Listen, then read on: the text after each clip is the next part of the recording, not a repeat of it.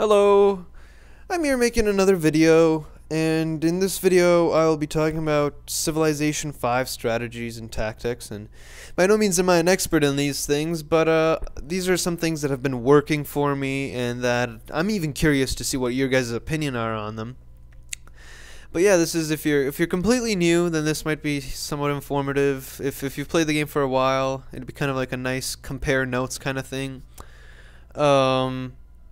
Yeah, so I'm gonna get started right away. Whenever I really start a game, I really want to think about what kind of victory I want to go for, and ultimately, usually for me, this ends up being either a scientific or a domination victory.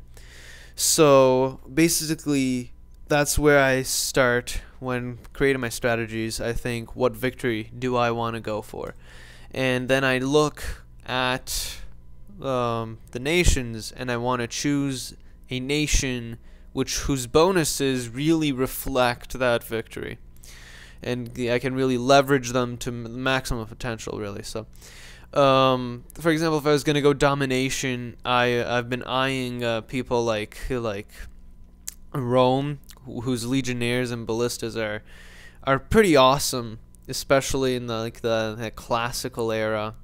And in the early ancient era, once you get iron, you can do some pretty amazing conquering. But I'm pretty hesitant to do early domination kind of run-throughs, because it's a real gamble if you're close enough to an enemy to really sustain a war that early, when you're in a really kind of fragile state. But that's one good domination, like a good domination nation. Russia, again, for a domination victory, they are absolutely amazing because they provide that production bonuses, as well as providing extra production bonuses for the horse, the iron, and the uranium. And these are really cool. And I'm sorry, I'm just talking about stupid things right now. They provide one extra resource, one extra production for every strategic resource that you have, which really helps when you're trying to produce units quickly, make those armies. And horses, iron, and uranium resources are double, so that's really cool, especially when you want to outclass your enemy in. Alright, so looking over one domination country that I really wanted to try out is Denmark. This seems super powerful, and they seem to be pretty balanced. You can maybe try an early game war, or then if that doesn't work out for you, you can go later on for this Norwegian ski infantry, which can really help give you that second chance. And this seems really balanced, because it really sucks when you put all your eggs into one basket and then that doesn't turn out for you.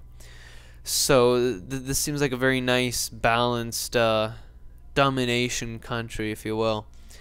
But yeah, basically, first you select your victory that you're going for, and then you select a country whose bonuses represent what you're going for. So I'm gonna go ahead here and say that I want to go for, say, a domination victory. Let's go for that. Because that shows a bunch of things, and there's still some quirks with domination victories, and there's reasons I prefer scientific over domination, just because I find it to be easier to pull off. But let's go with the domination victory, and let's try out this Herald Bluetooth. And okay, sure, continents, map size. Let's go for something standard. The maps are pretty big as they are. Difficulty prints quick. All right. So I'm going to actually go to advanced setup. A few things that I really like to play with is first disable time victory. I very much dislike that victory. I find it to be very silly. The other thing is I'd like to have policy saving and promotion saving. I find that this is really cool, especially when you save up that culture that you've been constantly getting. I'd also like to disable star buys, just get some random place, It also kind of sucks when you're playing like Russia and you get put in the weird tundra places, that really isn't the best. Yeah. Beyond that, I'm not gonna really tamper with these settings all that much. 16 city states, everything else seems pretty cool. and I'm gonna go ahead and start the game. So, while I've not played Denmark before, I want to really leverage their bonuses and their units. So what this means is that I want to make sure that, if possible, start with a nice early military start and exploit that berserker, and really develop into sailing and stuff as early as I can without, handicapping myself in other areas. And by doing so, I'll be able to really exploit this +1 movement and no movement point to cost to pillage. That's going to be amazing. And basically being able to do that invasion. So I really want to make sure that I use these bonuses to my fullest advantage. So early goals are going to be to really get my city to grow. So I'm going to go right now here into citizen management, make sure that I have food focus turned on. And then under production, originally I always started with a monument, but I feel like a worker is a better start recently. These have been my feelings recently. A worker is a better start, gives you more production, more stuff quicker than putting that into culture. So I also like to start pottery first, and this is ultimately a choice because the pottery unlocks the granary, and that is super cool for growing your city early on. And growing your cities is super important, at least in my eyes, because that allows you to work more of the tiles around you, which in turn gives you more food, production, gold, etc.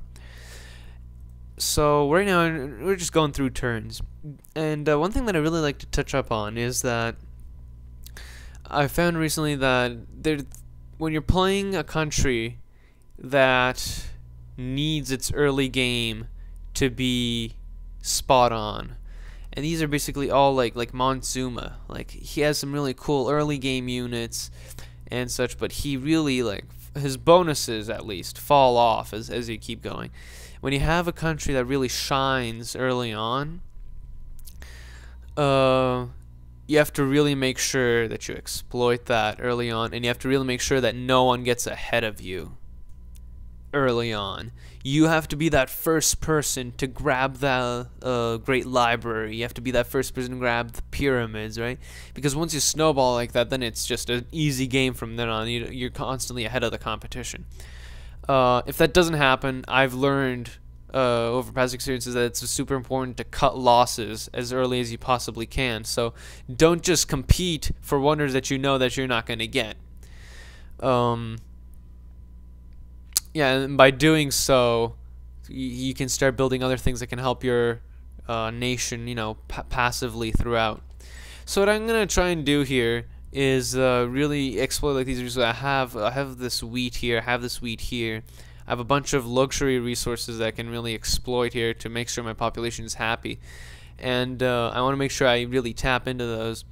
So what I'm going to do is, well, my worker isn't going to be out for another 3 turns. So that I like to keep that in mind, and then see that even when they come out, they're going to have about 3 or 4 turns worth of work building a farm here. That's going to be the first thing I want to do.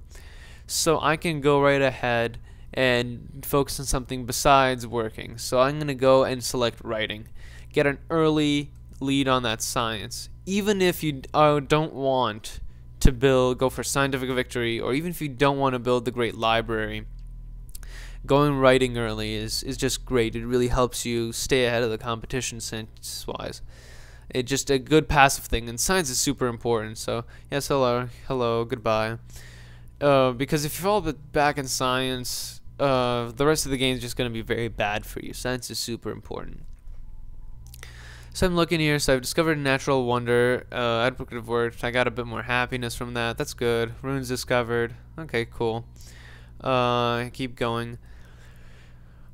And I'm going to get my worker first, and many of my friends are super annoyed when I automate my workers, and it takes super long time with my turns.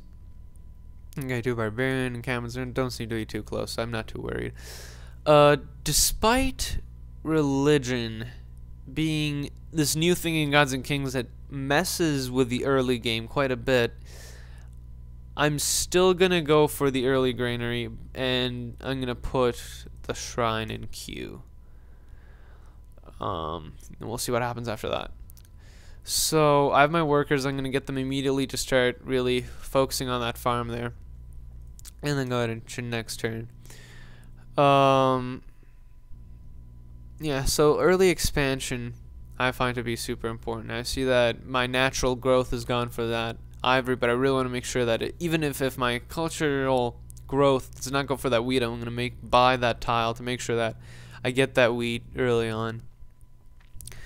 So that I can expand very quickly, especially population-wise.